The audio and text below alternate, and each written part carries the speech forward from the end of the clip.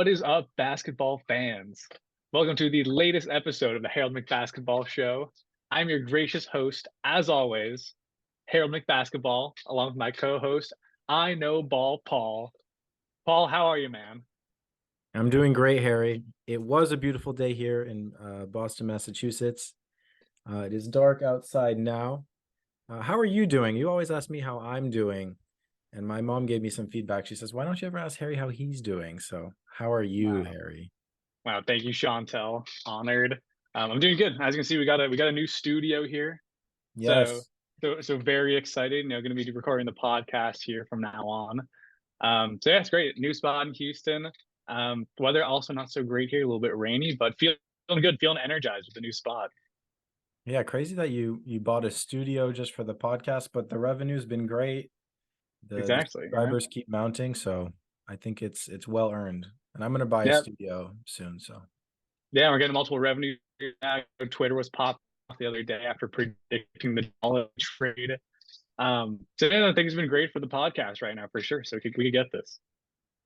yes, it has been great. I cannot wait to have a sponsor. We need an official sponsor. Yeah. Yeah. Hit us up. Feel free to drop a comment if you want to sponsor us. We can definitely work out a deal behind the scenes, but I feel like we need a good ad read. Yeah, I can't wait to sell out and do an ad read. And Oh yeah. Oh yeah. That's me peak podcasting. it doesn't have to be a good product. We'll sell it. We both went to business school. I'll sell anything. Cheap headphones. I mean, Yeah, let's talk. Let's get the scam going, Like if we want to start our own cryptocurrency, just like, oh, let us know how to listen, do but it. at the Harold Nick Basketball shows our email. So business inquiries over there. We're well on our way to being a huge basketball channel. But anyway, today we are here to react to the Jrue Holiday to Boston trade. We are both Celtics fans, so this is big for us. Um, I'm here to admit that I think the Blazers got a better return than they could have gotten with the Heat after seeing what they pulled for Jrue. Like crazy haul from the Celtics to get 2 first-round picks is crazy.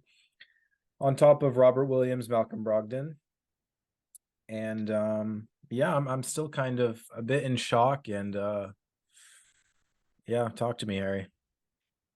The off season has definitely moved very quickly for the Celtics to where the team looks awesome, but it's a little bit like unrecognizable. Like we still have our pillars and Jason Tatum and Jalen Brown, but the team feels so different now considering we're going to be going to the season essentially now with Jrue Holiday being starting point guard and Kristaps Porzingis being starting center. Like that's just crazy as a Celtics fan. So I'm very excited to check it out. But I got to see the product on the court, because these are they're very big and bold moves. So we need to see how things shake out. But I'm excited. And as far as like the Blazers trade goes, I think it felt close between um you know, the Bucks deal and the Heat deal last week. But yeah, you're right. After this big Jrue Holiday trade, I think it's like pretty clear that the Blazers made the right call. What's his name? Joe Cronin. I owe you an apology.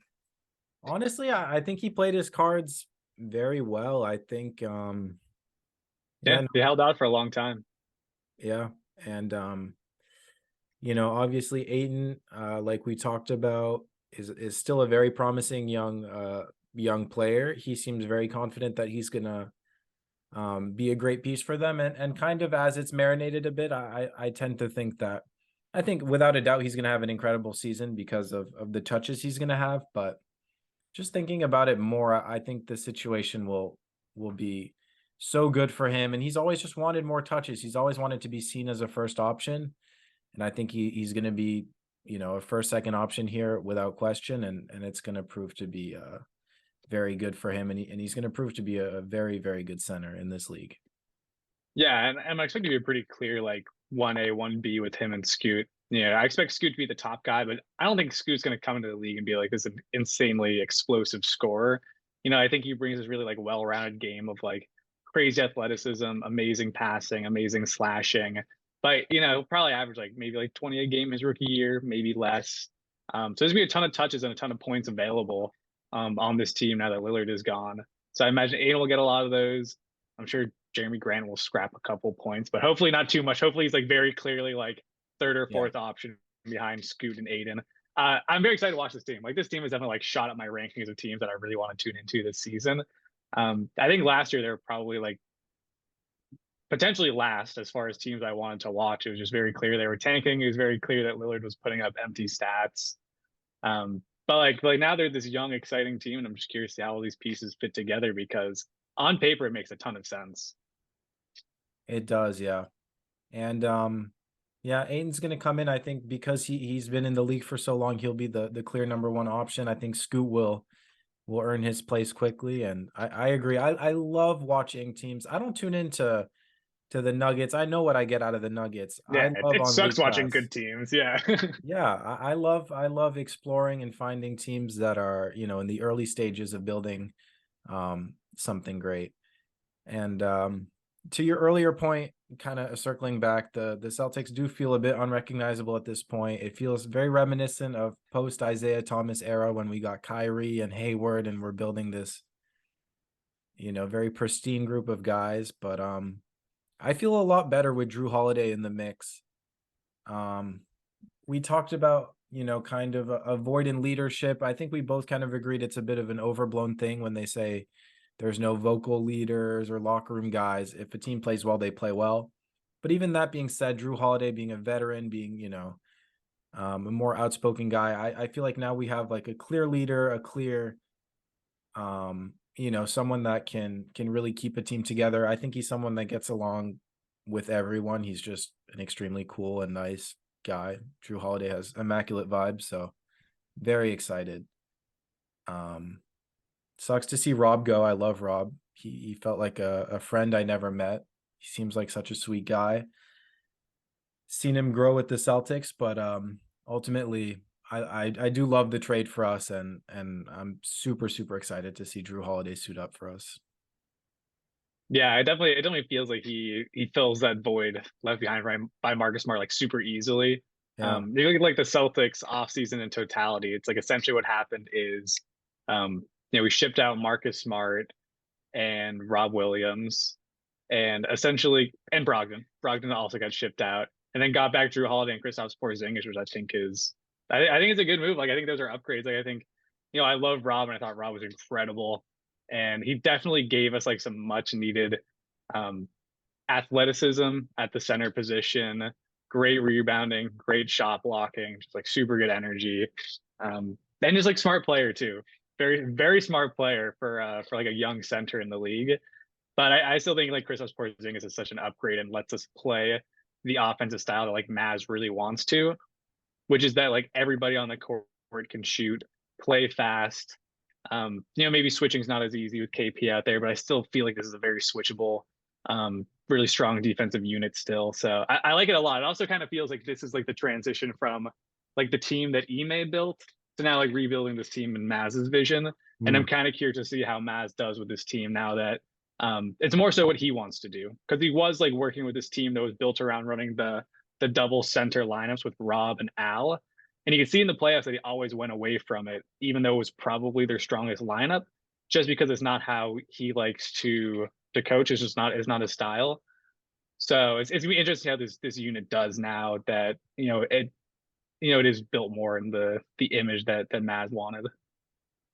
For sure. And it brings up, I think, a slight concern with our center depth. Obviously, we're going pretty in on the stretch big. Kristaps is an excellent defender. Al Horford is still an excellent defender who's historically done a pretty good job guarding guys like Embiid and Giannis.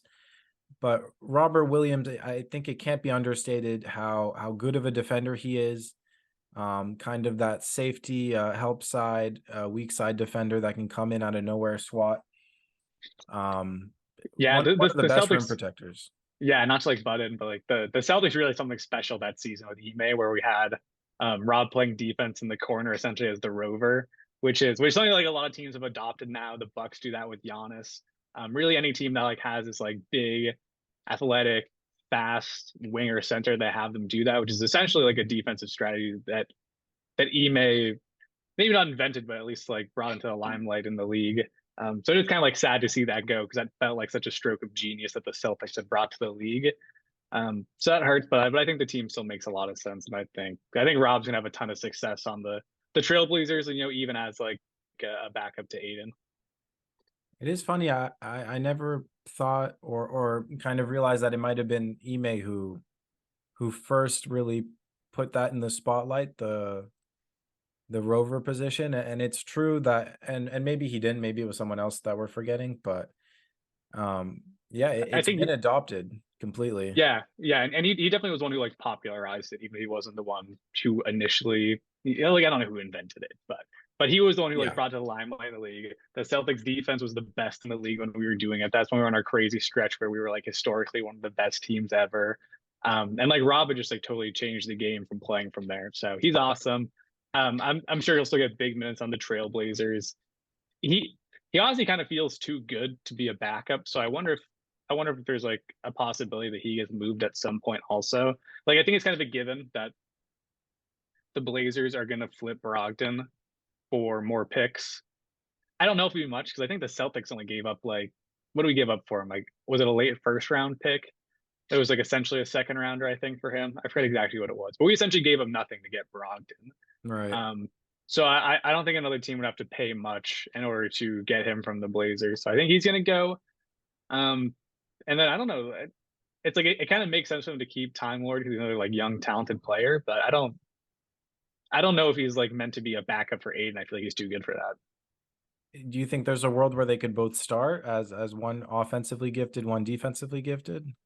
I'm not really because I feel like they're almost like too similar. I know they're different, but they both are kind of like big interior centers. Like I don't think Yeah. one can really play the power forward. It's like I think the league is probably past that, but maybe they could experiment with it. I mean, the team's probably not going to be very good next year, so you might as well just put your best players on the court and see what you have. I kind of came up with this off the top of my head, but I think the Clippers are still very interested in Brogdon. Funny enough, I think there was a chance that they were trying to facilitate a three-team deal before this Jrue Holiday trade went in for them to get Brogdon. Um, didn't happen. So I think Celtics Blazers just pushed them out, did the deal just them two. But it'd be interesting to see if the Clippers not only try to then acquire Brogdon, but like maybe they could also get like Rob Williams in a deal. Because I think Rob could start for them. I think Rob would be like a huge upgrade over Zubats or Plumlee.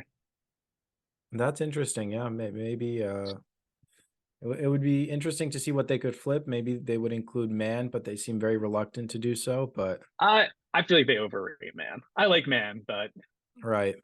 I think he's a trade chip for them. It's like I don't think he fits their timeline. And if you can get someone who's going to put you in a better chance to win now, it's like I think if you're still all in on this Paul George, Kawhi Leonard experience, which I think they kind of have to be, I don't know. I would be willing to move Man if it got me the right package back. Anyway, that's not here nor there. I kind of want to read through just like the full trade, just to mention it. So like essentially trade that happened was obviously Celtics get Jrue Holiday, Blazers got Rob Williams, Brogdon. They also get a 2024 Warriors first round pick and a Celtics unprotected 2029, which could be pretty valuable. Maybe not because it feels like the Celtics are going to be good for a really long time, but unprotected is unprotected. You never know what's going to happen. So that feels like a good haul. And then like on top of that, from the initial Lillard trade, they also got Aiden. They got a 2028 Milwaukee pick swap, 2029 unprotected Milwaukee pick, 2030 Milwaukee pick swap. So they essentially got 5 first rounders from it. They got Aiden, they got Time Lord, they got Brogdon. So awesome deal. I think for the Blazers. No doubt. Yeah, the Blazers did well, and I again apologize to Joe Cronin. He did a fantastic job. I want to talk a bit about Robert Williams being kind of injury prone because I think that's also worth mentioning. And Brogdon, it had come into like the limelight that he was injury prone as well, that he was having some health issues. Which is a big reason I like this trade too, because Jrue Holiday is someone who's able to play most of this season, and he's a very durable guy. You've mentioned a lot that Robert Williams had a meniscus tear, right? And they did some sort of surgery that doesn't Yeah, fit. I thought it was poorly handled by the Celtics. It was essentially this was when we were kind of doing our playoff run where we got to the finals against the Warriors, and Rob Williams had torn his meniscus at the end of the season, and they essentially had the option to repair his meniscus and he would miss the rest of the season, or they could do a different surgery where you actually like remove part of the meniscus and it's a quicker turnaround time, and we opted for that, which I thought was a risky choice because it's just like, when you're removing part of your meniscus, like part of your knee, you're just reducing stability there, putting yourself at greater risk for injuries down the road. So although it was like great to have him back for that playoff run, we almost won the finals. It felt like we might have been jeopardizing his long term health with that move. And even like before that, he had been having health issues. So I think, I think that's definitely something for the Blazers to keep in mind. Probably, dampers his value a little bit. Yeah, I feel like both guys, their health statuses kind of do dampen their Yeah, value a little bit. Brogdon, I'm not sure if he had any trade value. Like I know the Clippers are trying to get him, but I don't really think anybody like wants him. Like I think the Clippers are just desperate because like I said, like the Celtics got him for a second round pick. He's clearly just like proven, although he was like really good last season, he was sixth man of the year. Like he clearly is just very injury prone. He wasn't himself in the playoffs after injuring his elbow. And I think the concern is like not only that he'll just like keep getting injured and eat up $25 million a year, but there are also concerns that the injury that he had is like not an easy one to recover from, and it's not out of the question that it's difficult for him to get back to what he once was after that injury. So he feels a little like Trojan horsey Isaiah Thomasy, like let's trade him before we see him back from the injury, just Right. in case him back from the injury is like literally just like a dead contract. The Celtics are starting to have a bit of a reputation with trading guys, Yeah, which like yeah, which is so funny because like one of them was Ainge, and one of them was Brad, but it was still the Celtics front office for sure. right. So yeah, that is something to keep an eye on. I thought you're at, like the idea of trading both to the Clippers is a good point, and those address two big needs for the Clippers. If they're gonna double down on the Paul George Kawhi experiment, but yeah, and Robert, on top of kind of being someone who's injury prone, and he played 35 games last season, 60 the year before, only 50 the year before that. He also doesn't play a ton of minutes. He's not someone that ever plays really, like he plays last year he played 24 minutes. The year before that he played 30 surprisingly, and then before that he was playing like 18, 15 minutes, and then it was his rookie year where he was only playing 10. But it feels like, he's someone that you kind of slot in for like 25 minutes max, 50 games Yeah, a year max. He's interesting like that.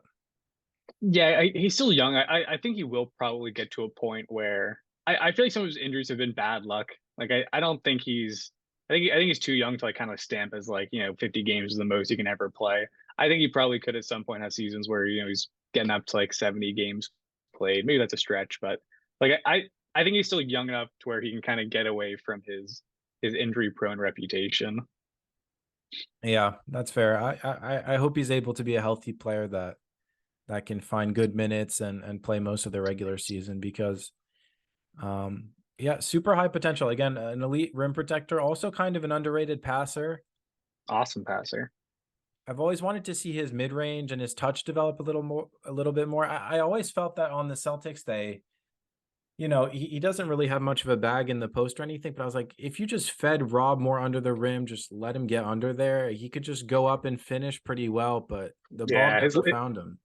his lob catching is so good. I mean, what's up is there were just so many mouths to feed on this Celtics team. Yeah, So with Rob being so young, I don't think it's out of the question that we haven't seen him at his best yet. And maybe he will have more opportunities on a team like the Blazers. And it would be fun to see them do an experiment where they just play Aiden and Rob just because the defense would probably be insane. Because although like Aiden has kind of had his struggles on the block, he definitely got bullied by Embiid last time they matched up. Um, then you have Rob then to essentially like fill that void. If you need Rob to want to play, download that game, like that's fine. Aiden can kind of play close to like the dunker spot or something like that. But I think he definitely makes up the defense there if you wanted to, which is nice for versatility. for sure. Yeah, and again, his jumper is not broken. He's not one of those 7 footers who has no potential to have a jump shot. He has good touch. We've seen him make the mid range a little bit, but it's something that, again, with all the mouths to feed, it felt like he ended up not utilizing at all. But I would love to see him develop a bit of a mid range, a bit of a post game. And again, Blazers are going to be so much fun between Scoot, Shaden Sharp, Anthony Simons, who's like an absolute sniper, seeing Aiden, seeing Rob, probably not seeing Malcolm Brogdon, hopefully. Jeremy Yeah, Grant is hopefully. kind of electric, so I was gonna say I'm like hopefully not too much Grant. He's not. Grant's fine. Grant's fine. I I'm just not know. tuning in for him. I'm tuning in to watch the young studs. I'm hoping at some point they can get Grant out of there. But who knows? Maybe he likes that spot. But regardless, like to conclude Rob talk, we love him. I'm hoping that his best days are ahead of him, and I'm hoping we get some. I hope we continue to get really great highlights out of him on the Trailblazers because his alley oops are like some of the best in the league. Like he's just phenomenal. He really is. Oh no, I was looking up if Trent Watford was still on the Blazers, but I guess he got traded to the Nets. Yeah, who cares? He's mid. I Um, feel like he has potential there. yeah, maybe he's okay. But anyway, they're so stacked now at the big man position that they just gotta get some forwards on that team. Anyway, I want to go Jrue again. Yes, Um, please. one of my big notes on Jrue is like I love the addition. I think he's gonna be really good. Um, but I have like talked my shit a little bit. Like I do think, although he's like a really strong player, he has had like some inefficiency struggles in the playoffs, and that is something that I kind of took issue with, and I was like, that's kind of like my one gripe with him. But with that said, I think that's why the Celtics are probably a good fit for him because you Yeah. don't need him to take like 20 shots per game in the playoffs. You can have him put all of his energy into defense. He can be a good facilitator on offense. If he's hot, he can go off. Then he can take those shots. But like we don't need him to take that many shots every night, like the Bucks kind of did. So although I do think he has like a little bit of a hole in his game when it comes to efficiency, I think the Celtics are a really good team for him to play on to kind of, cover up some of his flaws. Yeah. And on top of that, he's still probably going to be guarding some of the best guards on the floor, but with Derek White, with Jalen Brown, he's probably not going to be asked to do as much defensively, and hopefully that allows him to be more efficient come playoffs on the offensive side of the ball. And he's someone that has scored nearly 20 points every year consistently now for forever. So he is a great scorer. He's better than Marcus Smart offensively without a doubt. So I do think there's a little bit of concern there. It does seem that he's starting to age a bit, but ultimately, again, Celtics perfect fit for his game on offense and defense because of what we have. Yeah, and you did mention age there, and that is something that I do have a little bit of a question about. He's on expiring, so the Celtics aren't locked into anything. But he is 33 years old right now, and from what I've heard, extension talks are already taking place right now to keep True around longer, which makes sense because the Celtics did give up a lot for him. Rob Brogdon, 2 picks, so obviously they want True past this season. And I don't really have an answer to this, but I am kind of curious, like, how long is he going to be good? Because he's 33. If we extend him for like 3 more seasons, we extending him through like 36, 37. Like, would he still be good at the end of that contract? And does this kind of like shorten the Celtics championship window? Because all of a sudden we do go from being like a really young team to now we have KP, who's still like kind of young, but he's like tall and injury prone. I don't know how long his career is going to last. And now we got Jrue Holiday, who's 33, and it feels like we'll probably only have like potentially 3 seasons of him being really good. So it is interesting, like the spot the Celtics are in now. It for sure is, and on top of that, with the supermax extension with Jalen Brown, I think there's money concerns a bit, in the horizon, and it feels like these next 3 years are really I mean, It as long as we have Jason Tatum. Yeah, it's definitely like win now mode, like at this moment. And the Celtics have kind of proven that they can build a championship team around JB and JT in multiple ways. Because that at one point it was like Kyrie and Hayward that had around them, and they built a new team strictly around JB, JT. And now we have this new era with like Jrue, JB, JT, KP. So maybe this is just like a new era, and we'll essentially have this like 3-year window with Jrue and KP on the team. And then if this doesn't work out, the Celtics can essentially move on and probably clear a little bit of cap space and maybe add somebody else, or maybe they just extend young guys who come up. So So although it does feel like this shortens the window, like maybe it doesn't make it like this super finite window because the superstars are still young. Yeah, exactly. Like it doesn't feel like the Clippers where in 3 or 4 years their core is going to be like 37, 38. Like Jalen Brown and Jason Tatum are still going to be like late 20s, like maybe 30, by the time Jrue and KP, are maybe off this team. So although it feels like it like shortens the window for like this era, I don't know if it like shortens the Jason Tatum, Jalen Brown, window. Yeah, yeah. As long as they're in the mix, I think there's a window, and Boston being such a big market, will kind of always allow that for us. What do you think about our depth? Like, Yeah, it, I would say I feel like the Celtics need I think they need one more move, and I think they're looking for it because obviously we got rid of 3 players and got back 2 players. So there's one more roster spot available now, and the center position feels a little bit thin, losing Rob now because you've got Al, who's really old. He's great, but you don't want to play him crazy minutes. And you got Kristaps Porzingis, who although was healthy last season, has of course had his injury struggles. So even if you lose one of them, it's like you're kind of in deep water. Like I feel like this roster needs one more center who's like very capable of playing 25 minutes per night. And they need him now. Like they can't wait. Like they need him before the season starts. So I think they need to make a move, or they need to like look around in free agency and see if there are any unsigned veterans who would be good to add to the team. yeah, I think Luke Cornett is essentially our backup center. Yeah. Um, Hey, he can break up the eclipse. he can break out the eclipse. Like O'Shea Brissett might be our backup power forward if Horford's the one starting. I assume he's going Yeah. to come off the bench. I assume we're going to Yeah. start. That's my assumption as well.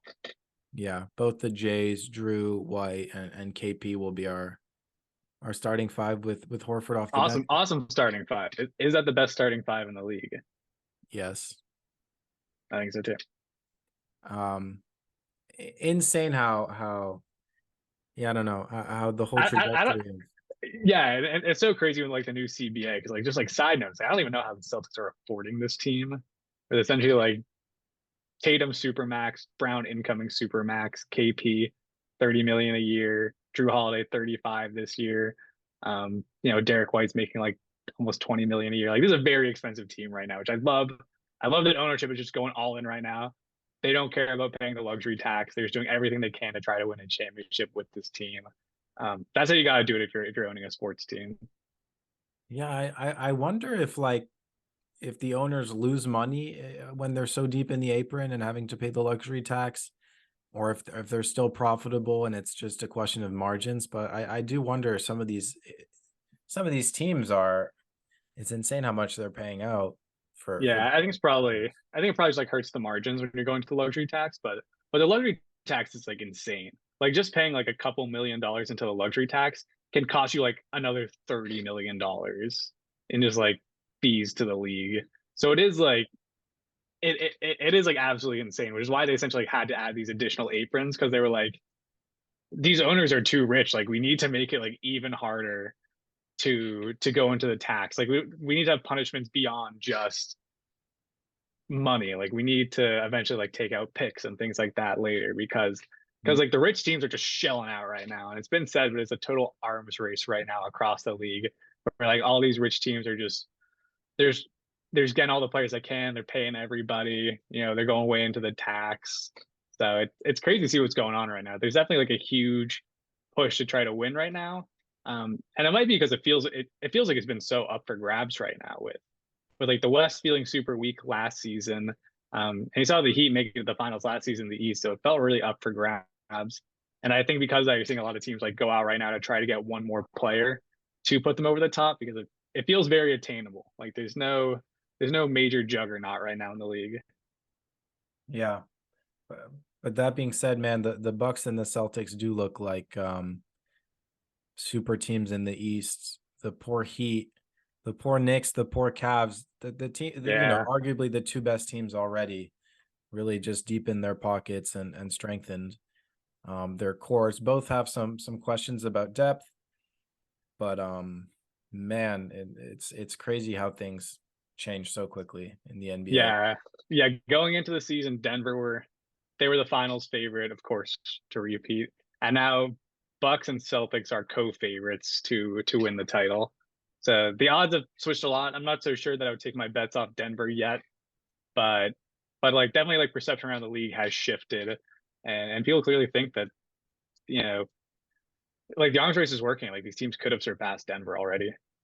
Yeah, I'm still betting on Denver Me because too. what they have is special and I think intangible. But we did an Eastern and a Western power rankings, but did we ever do just a general power rankings? No, we probably are due for general power rankings. Yeah, we should just do the maybe top 15, or maybe we just do all the teams in two parts, or Yeah, bottom half hasn't really changed. I mean, yeah, not we that. probably yeah we probably want to do like I think top 15 is like a good call. I think we could do that. Stay tuned. Yeah. But to talk briefly on power rankings, yeah, I think when we did our East power rankings, we had mentioned that we both had the Heat really high because we essentially had them as a lock to get Damian Lillard. So I think I had them at 3. I think I went Celtics, Bucks, or maybe that was flipped, and then Heat at 3. Now that they don't have Lillard, like I don't really know. Like maybe they're at like 7 or 8, but I definitely have them like a lot lower in my rankings. I don't put the Sixers above them. I definitely put the Cavs above them. Think I'd probably put the Knicks above them, and like maybe they're right after that. Yeah, I want to say I had Bucks, Celtics, Cavs, Heat, and you had Celtics, Bucks, Heat, someone else. And then it's Sixers, Cavs, I think. Yeah. Maybe did I put the Cavs above them? I don't know. Regardless, I think I would now, but Yeah, but probably have to revisit that. It's funny how sure we were that Lillard would end up on the Heat. It still feels surreal that nope. he ended up in Milwaukee of all places, but Yeah, it's so weird because like all the talk we were hearing is just like Lillard want to go to the Heat, and the Trailblazers had essentially given Damian Lillard their word that wherever he wanted to go, they were going to do right by him and trade him that location. And then somewhere along the lines, things soured. I think the Blazers kind of picked up there was a little bit of collusion behind the scenes between the Heat and Lillard to try to make that happen. And maybe there was just like some discussions, in the general manager's office where they're like, like this has been great, but we need to make a decision that is best for this franchise, which was the right thing to do. And then trading to the Bucks, which was like such an awesome surprise. It definitely made for a for an awesome day on NBA Twitter. you mentioned it in the Lillard reaction video, but I bet Giannis or maybe his agent or I don't know what shot Lillard a text saying, "Hey, would you maybe be interested in coming here?" And Lillard was like, "Yeah, I don't hate that idea. Let me talk to Joe Cronin real quick." Or is that his name? Yes, Joe Cronin. And they were like, "Yeah, cool. Bucks it is. We can both agree on this." And bada bing, bada boom. So Yeah, and again, just like iterate that, like that is just such a good fit for Damian Lillard. So I love how the East is shaking up right now. I'm really excited to watch the Bucks and the Celtics now. I think these teams are both going to be so dominant. I think, especially the Celtics. I feel like the Celtics have like 4 potential All Star players now between like Jrue, KP, JT, JB, which is like just absolutely insane. It feels similar to like what the Suns essentially like had, I guess, when they had Aiden, but even with like a little bit more depth. So maybe I'm biased because I'm a Celtics fan. But this team just like looks incredible. I think it has such a good chance to make the finals, and it might be the best Celtics team that we've put together in the Jason Tatum, Jalen Brown era. debatable. Yeah. We have a minute left, so let's part to this. Maybe some closing thoughts. I wouldn't mind discussing whether this is the best team. I kind of want to talk guarding Embiid and some other guys. So we'll be right back. We're back. You posed the question, is this the best Celtics team we've ever seen? It's kind of a tough answer because Hayward just like immediately snapped his leg. So Yeah, and that's kind of why I say it because it's like maybe on paper you could argue that that team was better, but I kind of like don't count it because yeah, Hayward we never got to see the Hayward thing. right. And JT is so good at this point too. He's levels above where he was at that point. JB as well. So I'd like to think maybe it's the optimism and the recency bias, but this team feels incredible and it feels so efficient. It feels sleek. It feels modern. It feels For sure. offensively like perfect. Yeah, I'm absolutely obsessed with the idea of Kristaps Porzingis at center because he's a big shot blocker, but his 3-point shot is incredible. Like he's legitimately one of the best shooters in the league, and he can shoot it from anywhere. Like not only is he a great 3-point shooter, but he can actually pull it from 4 or 5 feet beyond the 3-point line. He's an absolute sharpshooter. He is super fun to watch. Also, still has a little bit of bounce to him as well. So that's gonna be really fun to watch. The I don't know if this team clicks, like it is going to be absolutely dominant. Yeah. The question always with him is injury. It seems that he's recovered well from like plantar fasciitis. I butchered that, I guarantee it. But Yeah, he's had a couple injuries. um I remember the early seasons on the Knicks, how electric he was, the posters, So the electric. shakedowns. New York loved him. They worshipped that man. I'm prepared to do the same if he can stay healthy on this Celtics team. Yeah, and then a bit of a tough injury stretch. Um, but like you said, it's funny how Kristaps will really space the floor so well in a similar manner that Lillard will probably for the Bucks. And KP for us will enable JB and JT more room. And Lillard obviously will let Giannis create more lanes, and that's going to be a scary thing. But Yeah, and hopefully they give us more options in crunch time because that was one of the Celtics' biggest flaws. Even when they were at their best during the championship run against the Warriors, because they were essentially winning all their games by blowing teams out. And when they got caught in a situation where it's a close game at the end, usually they just couldn't come through and close it out. So hopefully having an extra shooter like KP gives a better chance to win because Horford's hit some clutch shots, but they definitely some games where we kind of end with a Horford corner three. And I think KP's gonna be more efficient from there, and he's just gonna give us the option just to get bailed out. Because if we don't have a good possession, just give it to KP. He can shoot over anybody. Just he probably has a 40% chance to make any three, so just give him the ball at the end. And then Jrue also, even though he's a little bit inefficient, he's been clutch and he had some very clutch games against even the Celtics recently. There was the game where at the end I remember he stripped Marcus Smart and then hit a really clutch layup. There's another one where we blocked Marcus Smart. A lot of these are on Marcus. Marcus loves taking bad shots at the end of games, which I will miss. But Jrue Holiday is very clutch also. So this team I think not only is going to be just really dominant and go on big runs, but I think they can also be a little bit better in crunch time.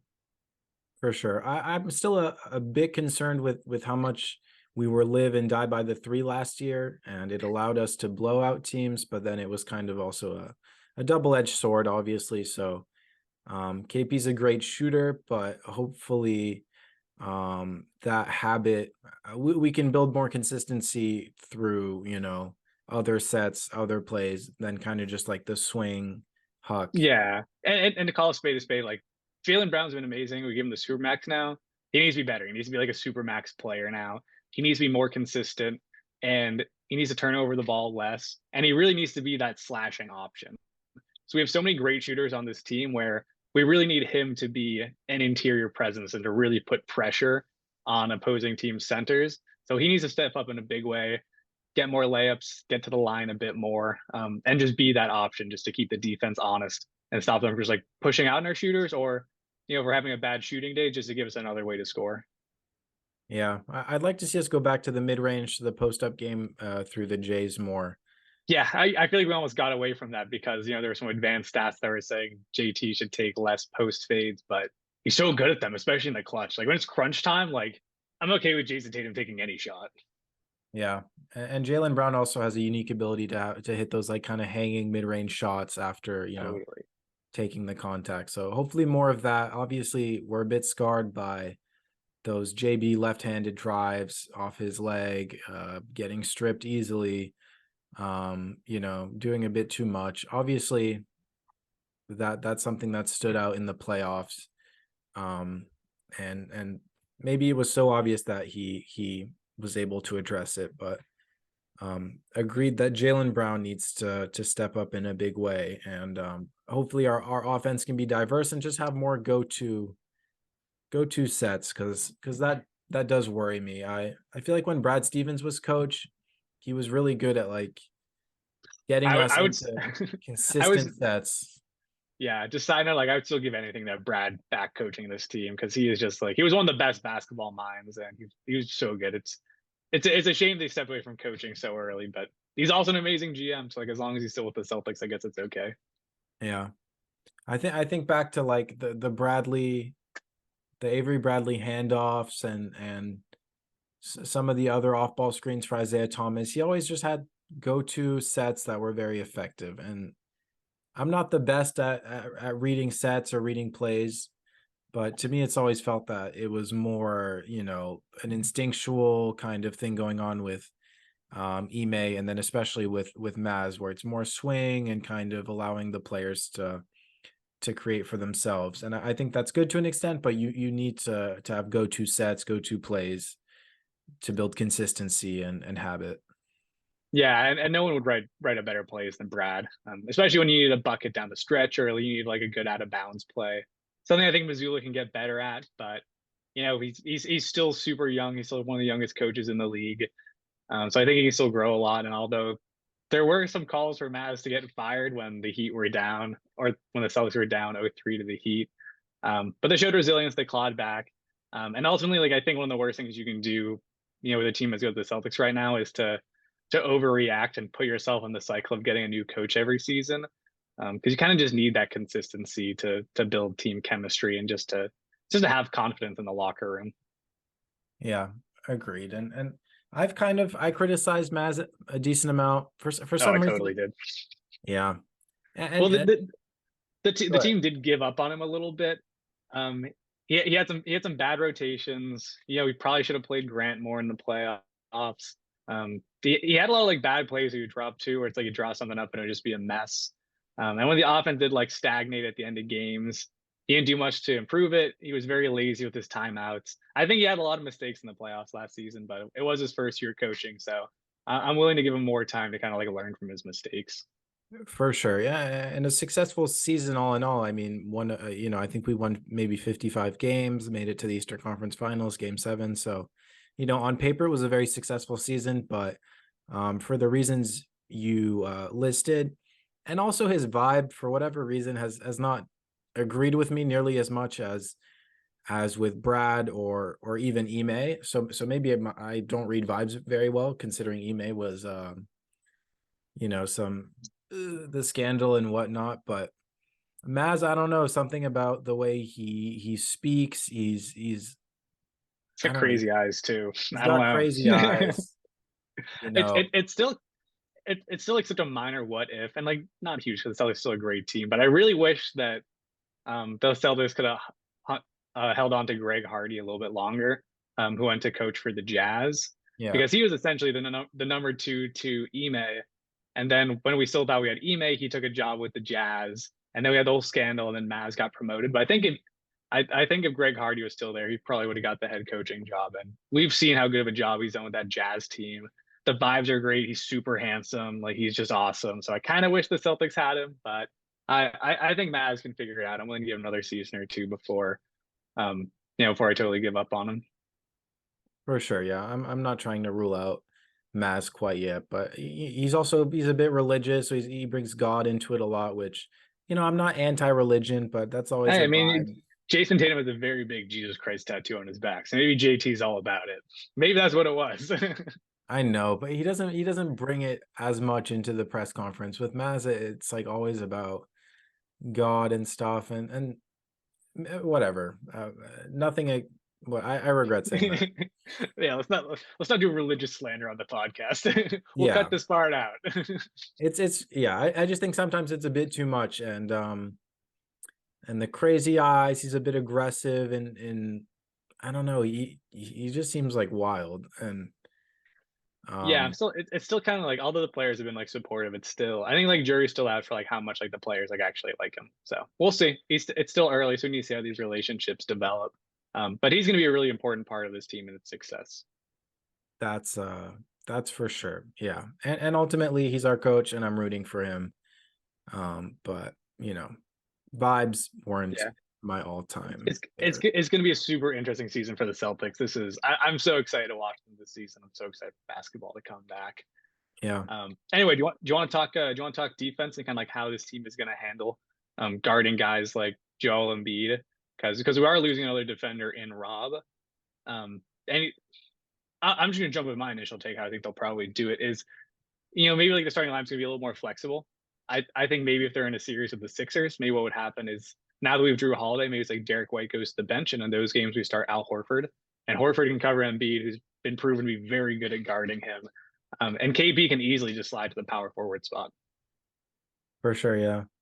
Yeah, my take is like Embiid, it's kind of a team effort with him. Like you just have to throw things at him. You've got to throw double teams. You've kind of just got to spray and pray in a lot of respects. I mean, Horford does a pretty good job with how physical he is. I've always said Horford is one of the best kind of defenders who gets away with a bit of the hand on the hip, pulling guys down and then blocking them at the same time. He gets away with some fouls, but he does it so well and in a very sneaky fashion. So he's able to play very physically, and it's been quite successful against guys like Giannis and Embiid. But to me, yeah, with Embiid, you just have to throw different things at him. You've got to double. He can struggle sometimes to react to double teams in a lot of respects. And then with someone like Giannis, it feels like you have to match his physicality almost. You've just got to put someone like Horford who's strong, who's physical, who's hands-on, and just pray for the best in that respect and clog the paint. But I think, yeah, it'll be tricky without Rob, on the weak side or helping out baseline in that rover position against a guy like Embiid and the Sixers in general because of how they play. But yeah, KP kind of fills that gap, I think, adequately. And again, you just have to throw stuff at Embiid and mix it up. And again, the double teams, especially, I think. Yeah, what I think is gonna be interesting. I think this kind of becomes a depth thing again. Is what I think the biggest issue is gonna be is like we can't always have Al and KP out there at the same time, and I don't think Al can play the minutes that Embiid is going to be playing in the playoffs because come playoff time, like Embiid is going to be playing 40 plus minutes a game. Al might not be, you know, capable of doing more than 30 a game come playoff time at his age. So I do think we need one more guy, and then like God forbid, it's like we definitely don't want any injuries to happen, but if something does happen and Al does go down, like we really need to have another center who's capable of playing defense in the paint. So I think regardless of all things, like we have to find somebody else. We've got an open spot now. I think Blake Griffin's gone, probably retiring. So if we can just find another like vet minimum center, Dwight Howard maybe. I think Dwight Howard would be fine. Just like anything, just like someone who can give us like 10 or 15 minutes a game. Just like play some solid defense, get rebounds, play physical, and then if needed, step into a bigger role if someone gets hurt. I think that's kind of what we need. So I think we'd easily find like a quick plug like that off like the veteran minimum market, or maybe we do have one more trade that we can make where we get like a decent rotation guy who could actually play like 25 minutes a game if needed. Like if Yeah. we could find like the Clippers kind of nailed it by getting Mason Plumlee. Like if we get somebody like that, I think that would be perfect. Yeah. I like the Dwight Howard idea. I remember in the bubble, he wasn't that bad for the Lakers. Obviously, they won Yeah. the championship, beat the Nuggets, I think in the conference finals, and he did a decent job on Jokic. Um, I need to watch more tape on Kristaps. I need to kind of see how he's able to guard some of the better centers in the league, but I'm very excited to see him match up with the likes of Giannis, Embiid, because he's an insanely good shot blocker, but obviously a skinnier guy, a less physical guy. But who knows? Maybe he, you know, maybe he could be better than Rob at guarding some of those guys. One on one. I think Rob is probably the better at that kind of as the rover, but KP one on one with how lengthy he is might be a better option if we decide on that. Yeah, yeah, and his defensive efficiency is amazing, and he pretty much played center full season for the Wizards, where it's like him at center and like Daniel Gafford at power forward, and he did great down there. So I think he's capable of it. I think he's going to surprise some people because he was amazing last season, but nobody watched the Wizards last season, so I don't think anyone really got to see how impactful he was when he was playing. And I think it's gonna be awesome to watch. So we'll definitely be watching closely to see. Um, how much of his play on the Wizards translates, and also just like if he's going to continue to be like as efficient as he was, and as impactful on the defensive end. Yeah, I'm very excited. I think someone like Hauser, I really hope he's able to step up. We saw Yeah, him start to develop last year, and then again, Maz come playoffs, didn't play Hauser as much. he's still Um, young though. He's still young. It might have just been like a learning the system thing. Probably not the best defender, but 3-point shooting is definitely there. So, hopefully as he grows and gets older, like he'll be able to like carve out a decent role. I'd like to think at least. I know, but Maz found plenty of time for Brogdon, for Pritchard, and Hauser kind of was nowhere to be found after being a pretty key part of the rotation. And he's Yeah. pretty big, and he's an excellent shooter. Like, Yeah, and fun name to throw out there that I kind of forgot about, but we have Walsh from Arkansas, who's supposed to be like a really good defender. Obviously, he's a little bit smaller; he's more of a power forward. But if he can give us some scrappy minutes at power forward, I think he could be really nice off the bench, lining him up with Aller with KP as needed. So like maybe we can get good minutes out of him, and then for fun, I was just like looking at like vets who are a free agent right now. Let's see, we have Bismack Biyombo is available. Maybe wouldn't be a terrible ad. Willie Cauley Stein, probably not great either. We have, maybe there aren't a ton of great options actually. Oh, didn't we signed Wenyan Gabriel, didn't we? Was that the yeah, thing? some weird thing where a training camp type contract. I don't know. Yeah, we'll see. Anyway, I think probably the right move is like, can we make a trade? Like, can we just like send like a couple second round picks to pick up, some team's backup center is not too interested in, winning. And just do something like that. I think it's probably the best move. But I think this Celtics seems good. I think one more piece just to round out the rotation, just gives a little more depth is kind of like the last piece we need. But it's a team I'm really excited about. Yeah, and maybe we'll just have to tough it out until the trade deadline. I mean, we do still have plenty of second round picks. And like Brad has said, those are pretty valuable come the trade deadline. You can definitely package those and get some guy on um a good contract. The TP, I forget what it stands for, the something player exception that allows kind of one of those smaller mid-range contracts to you can take them on, and I don't know, all this. Yeah, Yeah, and like the buyout market has been pretty plentiful over the last couple of years. So maybe it's something like that where you just get someone in the buyout market towards the end of the season. Not sure exactly what it'll be, but I think it should be doable for Brad to find one more piece at center. And I think he knows that. I think we'll see it happen at some point. I agree. Yeah, Luke Cornett, I don't think is going to cut it. Even though Now, I don't think he's as much of a meme as he should be. Like, I think he's serviceable in some situations, but not for the long run and for defense and stuff like that. yeah, for sure.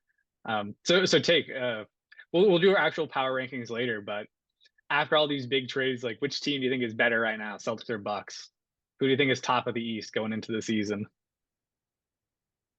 You know, as a Celtics fan, it's very hard not to say the Celtics. I do feel like I, I would say maybe the Celtics have the higher ceiling, and maybe the Bucks have the higher floor because of the injury risks.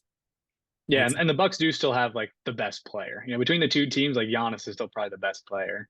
Although maybe that gap is closing between him and Jason Tatum. I don't know.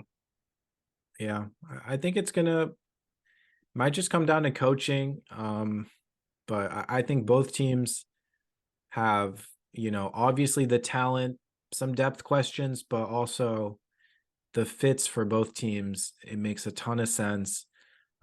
Good team players, you know, uh, it's very hard to pick. I think my Celtics bias will have me leaning a bit Celtics. Um, come playoffs, especially, I just have to take them in a series, but both are scary and extremely well built teams, I think.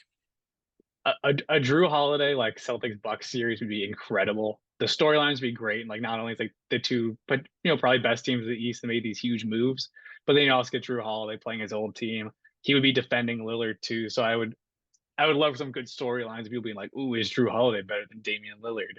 I don't know if his defense is good enough. Like maybe those conversations would start. So I don't know. The storylines would go crazy if they met up in the playoffs. Also, as a biased Celtics fan, I think I would choose Celtics, but these teams are both they're both gonna feel very unstoppable in the regular season, I think.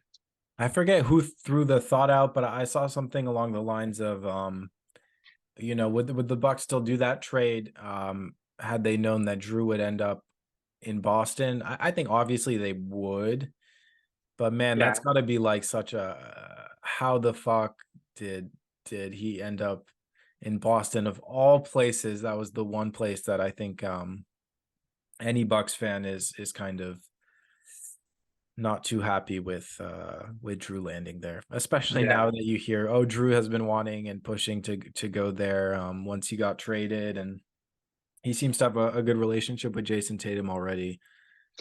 Yeah, and he's such a winner and competitor. It's like he's such a good addition to that team because he's just someone who wants to play for a winning team and wants to contribute however he can. Um, and he's gonna be like, and he's gonna very graciously, accept the role that's needed of him, which is gonna be like strong defense, really setting the tone on that end, which is like amazing because it's like literally what we lost when we lost Marcus Smart. But maybe also there's like some smarter offense as well. So that just like it just feels like such a perfect fit for the Celtics team.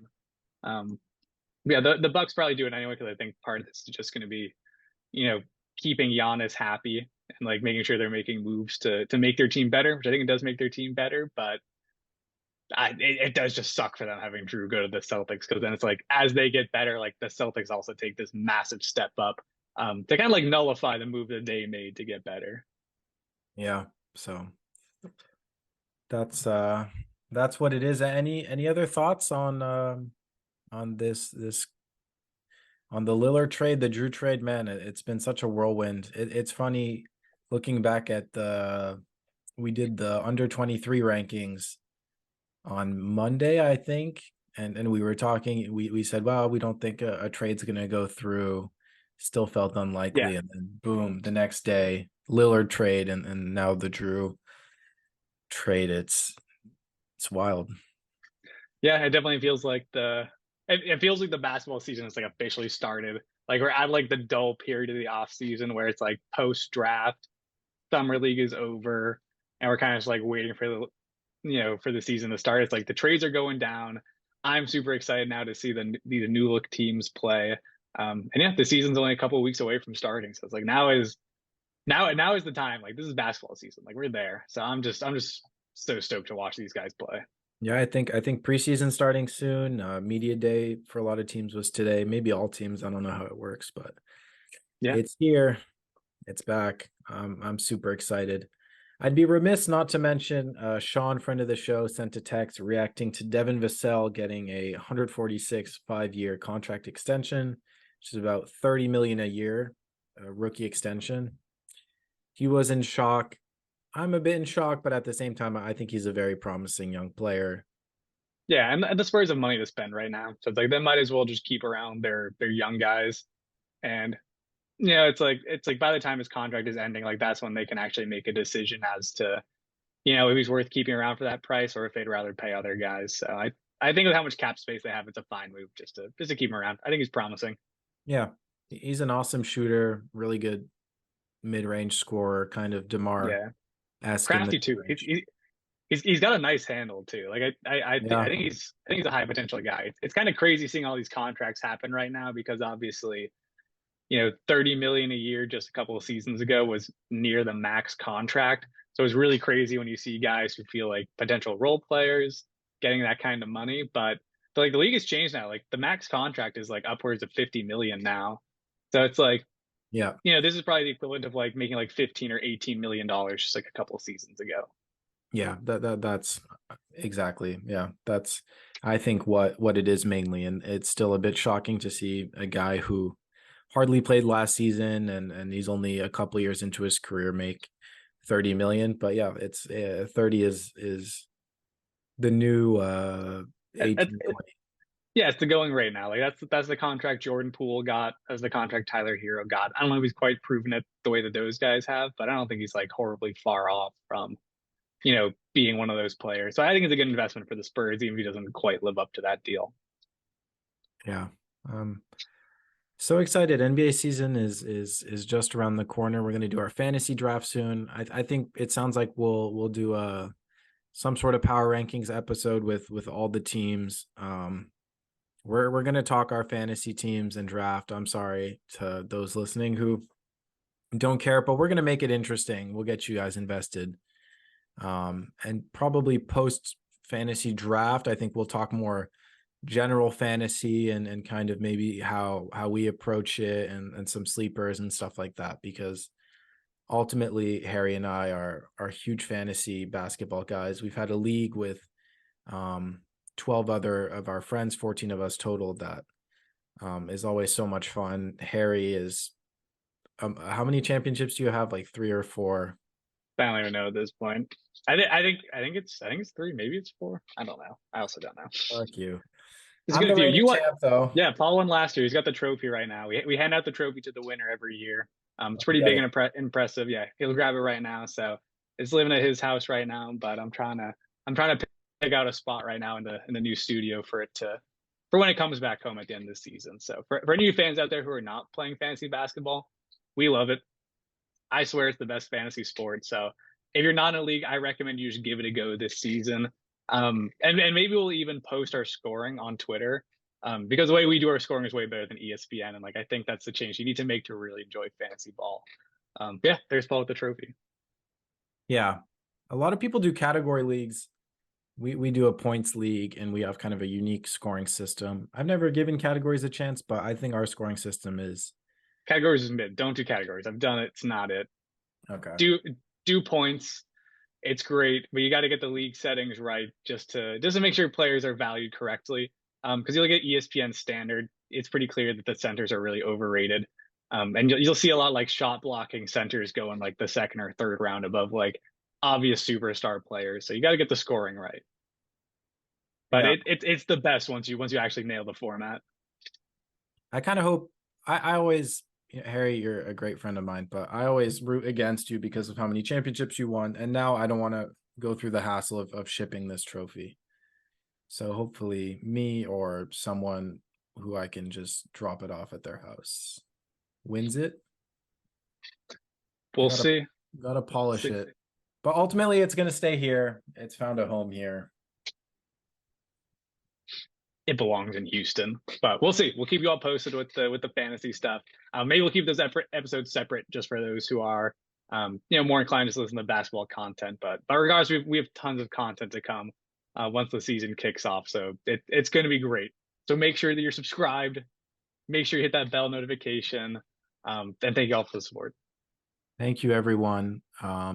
Keep listening and you can maybe own one of these pieces of hardware on one day. So God bless until next time. It's been another rendition of the Harold McBasketball Show. God bless. Peace.